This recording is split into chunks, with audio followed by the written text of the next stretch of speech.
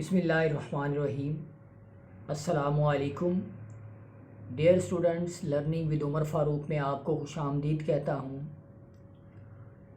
आज हम FSc mathematics part 1 के जिस चैप्टर को शुरू करने जा रहे हैं वो है चैप्टर नंबर 2। चैप्टर नंबर 2 का टाइटल जो है वो है सेट्स, फंक्शंस एंड ग्रुप्स। यानी कि इस चैप्टर के 3 बुनियादी पार्ट हैं। पहले नंबर पे सेट्स है, दूसरे नंबर पे फंक्शंस है और तीसरे नंबर पे ग्रुप्स है। तो हम पहले पार्ट के ऊपर बात करेंगे जो कि सेट्स से रिलेटेड है। जैसा कि आपको पता है कि ये वाला जो टॉपिक सेट्स का है ये छोटी क्लासेस यानी मैट्रिक और 8 क्लास में भी आपने पढ़ा है। तो आइए इसे शुरू करते हैं। सबसे पहले हम की पॉइंट्स और जो बेसिक डेफिनेशंस हैं सेट्स के बारे में उनको देखेंगे, फिर एक्सरसाइज को शुरू करेंगे। आपको ये पता है कि सेट जो है उसको सबसे पहले इंट्रोड्यूस करवाया था जी कैंटर ने, जो कि एक रशिया का रहने वाला था। उसने काम किया सेट के ऊपर। The language of set theory can be use to define nearby all mathematical objects. The modern study of sets was initiated by George Cantor and Richard Dedekind in 1870. यानी कि जी कैंटर जो था इसने सेट थ्योरी के ऊपर सबसे ज़्यादा काम किया था। एक बात मैं बुनियादी आपको बताता चलूँ कि जो सेट्स हैं अगर ये वजूद में ना आते, सेट्स ऑफ नंबर्स ही वजूद में ना आते तो मैथमेटिक्स का काफ़ी काम आगे ना बढ़ पाता। यानी मैथमेटिक्स सब्जेक्ट का जो ज़्यादातर काम है वो आगे नहीं बढ़ पाता। तो सेट थ्योरी ने हमें मैथमेटिक्स को समझने में बहुत ज़्यादा हेल्प की है। आइए अब सेट की डेफिनेशन देखते हैं। सेट से बुनियादी तौर पर जो आम ज़ुबान में या आम बोल चाल में सेट से हम मुराद लेते हैं चीज़ों की एक ख़ास तरतीब, एक ख़ास तरीके से चीज़ों को रखना, एक ख़ास सलीके से चीज़ों को रखना, ये सेट कहलाता है। पुट थिंग्स और bring things in specified state और ऑर्डर, यानी चीज़ों को एक ख़ास तरीके से एक ख़ास ऑर्डर के साथ रखना सेट कहलाता है।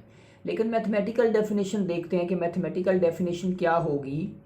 मैथमेटिकल डेफिनेशन से मुराद है सेट इज़ आ कलेक्शन, यानी सेट चीज़ों के ऐसे ग्रोह को कहते हैं या चीज़ों के ऐसे इज्तमा को कहते हैं जिनमें कौन सी खसूसियत पाई जाए, वेल डिफाइंड हो, डिस्टिंक्ट ऑब्जेक्ट्स। यानी सेट से मुराद एक ऐसा चीज़ों का इज्तमा है, एक ऐसा चीज़ों का ग्रोह है जो वेल डिफाइन और डिस्टिंक्ट ऑब्जेक्ट्स के ऊपर मुश्तमिल हो। यहाँ पर जो लफ्ज़ है वेल डिफ़ाइन, ये बहुत ज़्यादा अहमियत का हामिल है और इसको समझने की ज़रूरत है कि वेल डिफ़ाइन से क्या मुराद होता है। यानी सेट की हमने तारीफ़ ये की है कि सेट से मुराद चीज़ों का एक ऐसा ग्रोह है, चीज़ों का ये एक ऐसी कलेक्शन है जो वेल डिफ़ाइन हो और डिस्टिंक्ट ऑब्जेक्ट्स हों। अब मैं आपको एक मिसाल यहाँ भी देता हूँ और आगे चल के भी हम देखेंगे कि वेल डिफ़ाइन को समझना कितना ज़्यादा ज़रूरी है। अब देखिए, एक हम डेफिनेशन जाके करते हैं एम्प्टी सेट की, खाली सेट की डेफिनेशन करते हैं और उसकी डेफिनेशन ये बनती है आ सेट हैविंग नो ऑब्जेक्ट, यानी एक ऐसा सेट जिसमें कोई चीज़ नहीं आती उसको हम एम्प्टी सेट कहते हैं, खाली सेट कहते हैं। अब ज़रा गौर करें कि हम ये कह रहे हैं कि सेट की जो बुनियादी तारीफ़ है उसमें चीज़ें होनी चाहिए, जबकि जो एम्प्टी सेट है उसमें तो कोई चीज़ भी मौजूद नहीं है। अब यहाँ पर जो कॉन्सेप्ट है वो वेल डिफ़ाइन का ओरिजिनेट होता है कि आखिर वेल डिफ़ाइन से क्या मुराद है। इसको मैं आगे चल के वाज़ेह करूँगा कि वेल डिफ़ाइन कितना ज़रूरी है सेट के लिए। अब आगे हम बात करते हैं कि सेट को लिखने के कितने तरीके हैं। तो सेट को लिखने के 3 बुनियादी तरीके हैं। पहला तरीका है द डिस्क्रिप्टिव वे, यानी कि चीज़ों को बयान करना, अल्फाज के अंदर जस्ट लिख देना, ये कौन सा तरीका कहलाता है, ये डिस्क्रिप्टिव फॉर्म कहलाता है। The set may be described in words, यानी सेट को अगर हम लफ्ज़ों में बयान करते हैं तो उस तरीके को हम कहते हैं डिस्क्रिप्टिव फॉर्म कहते हैं। मिसाल के तौर पे बी कोई सेट है, कैपिटल बी कोई सेट है, a set of English alphabets, यानी अंग्रेज़ी के जो हरूफ हैं उनको हम सेट कहते हैं। तो ये एक डिस्क्रिप्शन के तौर पे लिखा हुआ है, लिहाजा ये क्या कहलाएगा, एक सेट कहलाएगा। एक और बुनियादी चीज़ के जो सेट होते हैं उनको डिनोट किया जाता है अंग्रेज़ी के बड़े अल्फाज के साथ, और जो सेट के अंदर मेंबर्स होते हैं उनको इंग्लिश के छोटे अल्फाज के साथ ज़ाहिर किया जाता है। उसके बाद दूसरी फॉर्म है द टैबुलर फॉर्म, यानी कि सेट को असल फॉर्म के अंदर लिखना, एक टैबुलेट करके लिखना। नंबर्स जिस तरह ये लिखे हुए हैं इस सूरत में लिखना सेट को, इसे हम कहते हैं टैबुलेशन फॉर्म। उसके बाद है ये तीसरे नंबर पे सेट बिल्डर वे, यानी कि सेट बिल्डर नोटेशन में लिखना। Writing by using a symbol और letter for an arbitrary number of the set stating the property common to all, यानी कि सेट को किस तरह से लिखना। एग्जाम्पल के तौर पे एक ए सेट है हमारे पास, एक्स सच डैट, ये अलामत सच डैट की, एक्स इज़ अ वॉवल, ये क्या कहलाएगा, ये सेट बिल्डर नोटेशन कहलाएगा कि हमने एक बिल्डर नोटेशन की फॉर्म में लिख दिया कि सेट को इस तरह से लिखा जा सकता है। एक्स कोई नंबर है और एक्स क्या चीज़ों को जाहिर करता है, एक वॉवल नंबर को जाहिर करता है। तो इस तरीक़ाकार को हम कहते हैं सेट बिल्डर फॉर्म। अब अगली डेफिनेशन देखते हैं। सबसे पहले आप डेफिनेशन देखने से पहले चैप्टर नंबर 1 में भी हमने देखा था कि सेट्स की क्या फॉर्मेशन होती है, सेट की डिफरेंट टाइप्स क्या होती हैं। तो सबसे पहले नेचुरल नंबर का सेट होता है जिसको हम n से लिखते हैं, 1 2 3 4 5 एंड सो ऑन नंबर आते हैं इसमें। उसके बाद होल नंबर का सेट आता है, यानी कि ये इसी की एक्सटेंशन है, इसको बड़ा करके लिखा हुआ है, 0 है, 1 है, 2 है, 3 है, 4 है एंड सो ऑन। यानी इसमें अगर नेचुरल नंबर में 0 डालेंगे तो ये क्या हो जाएगा, ये होल नंबर का सेट हो जाएगा। अगर होल नंबर के सेट के साथ प्लस माइनस शामिल कर देंगे तो उसे हम इंटीजर कहते हैं, और इंटीजर को जी से इस वजह से लिखा जाता है क्योंकि एक वर्ड है ज़ैलन। ज़ैलन जो है ये एक जर्मन लैंग्वेज का वर्ड है और इससे मुराद क्या है, नंबर ही लिए जाते हैं। उससे मुराद अगला जो सेट है ये है हमारे पास रैशनल नंबर का सेट। इसको क्यू से इस वजह से लिखा जाता है क्योंकि क्यू से मुराद कोशेंट है, तो इसको बटे की सूरत में लिखा जाता है कि पी ओवर क्यू किस फॉर्म में इसे लिखा जाए अगर नंबरों को, तो वो सेट रैशनल नंबर का सेट कहलाता है। पी और क्यू इंटीजर्स होते हैं, नीचे वाला नंबर 0 नहीं होता, और पी और क्यू जो है ये लोएस्ट फॉर्म में होते हैं। उसके बाद है जी इरेशनल नंबर का सेट, यानी वो सारे नंबर जिनको बटे में ना लिखा जा सके उसको हम कहते हैं इरेशनल नंबर्स।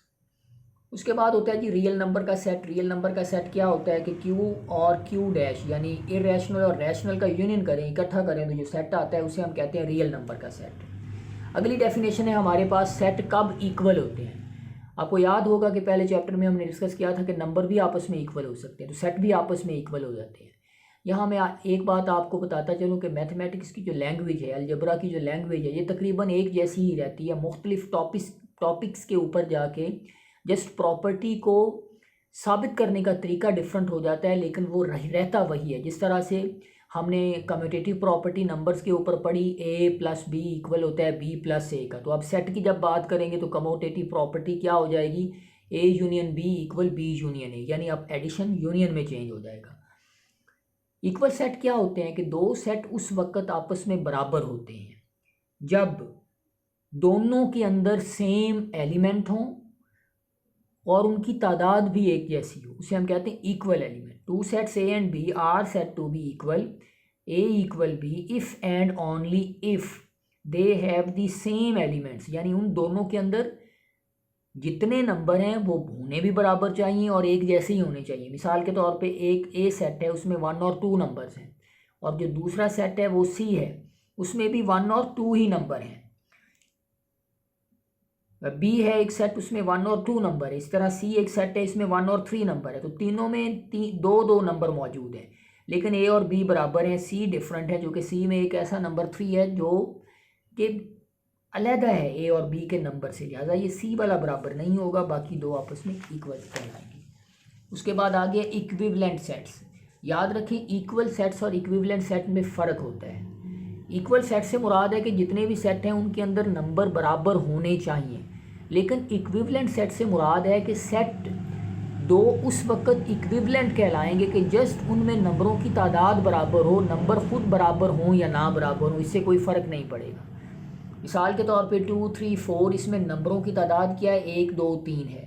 5 6 7 इसमें भी नंबरों की तादाद 3 है, लेकिन ये दोनों सेटों के अंदर जो नंबर मौजूद है वो डिफरेंट है, वो एक जैसे नहीं है, सिर्फ उनमें नंबरों की तादाद एक जैसी है।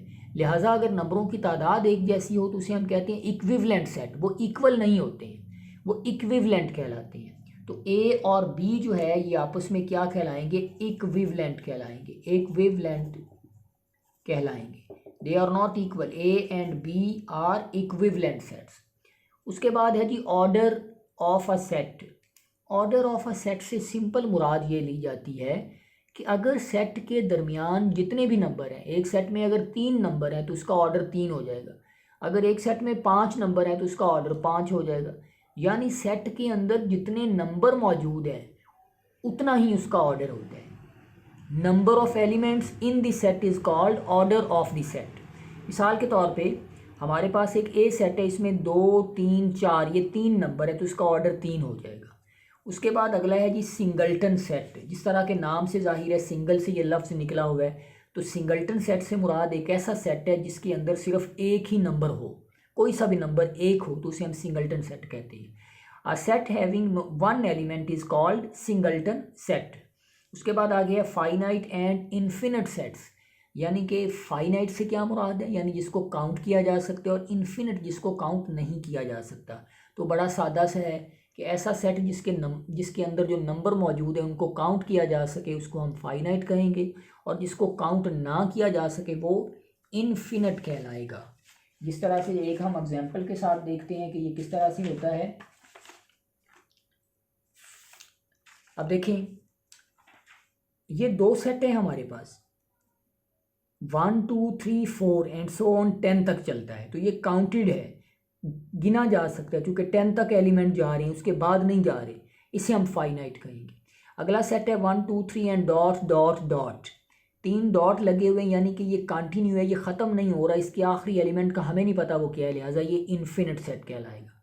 अगला है सब सेट। ये बड़ा अहम कॉन्सेप्ट है कि सब सेट से क्या मुराद है। इसको मैं बड़े आसान तरीके से बताता हूँ आपका। सबसे मुराद होता है छोटा, यानी एक सेट अगर हमें दिया हुआ है तो उसके अंदर से एक और सेट हम अलहदा कर लेते हैं, उसको हम कहते हैं सब सेट, यानी कि सेट का ही हिस्सा।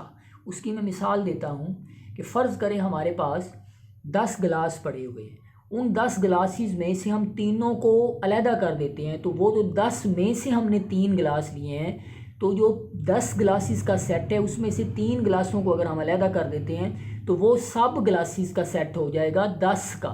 इसी तरह अगर कोई भी हमारे पास नंबर्स का सेट मौजूद है और उसी में से अगर हम एक सेट को अलहदा कर देते हैं तो उस सेट को सब सेट कहते हैं। किस तरह से मैथमेटिकल डेफिनेशन बनेंगे, if every element of a set A, यानी अगर हमारे पास कोई एक सेट ए मौजूद है और उसमें से हमने एक अलहदा सेट लेना है, if every element of a set A, यानी अगर ए सेट का हर एलिमेंट किसका एलिमेंट हो, बी सेट का एलिमेंट हो, then A is called subset of B.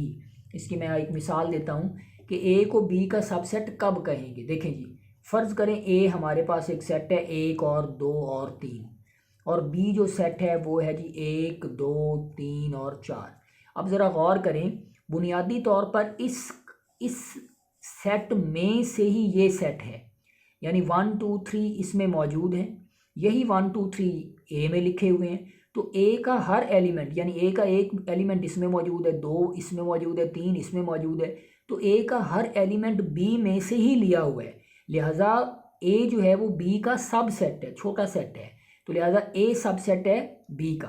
तो सब सेट की ये अलामत इस तरह से लिखते हैं, A is the subset of B, A subset है बी का। और अगर इस तरह से लिखेंगे तो बी सुपर सेट है ए का, यानी बी ए का बड़ा सेट है, और ए के जो नंबर हैं जितने भी ए में मौजूद हैं वो एक्चुअली बी में भी मौजूद हैं। उसके बाद अगला है जी प्रॉपर सबसेट। ये भी बड़ा आसान है।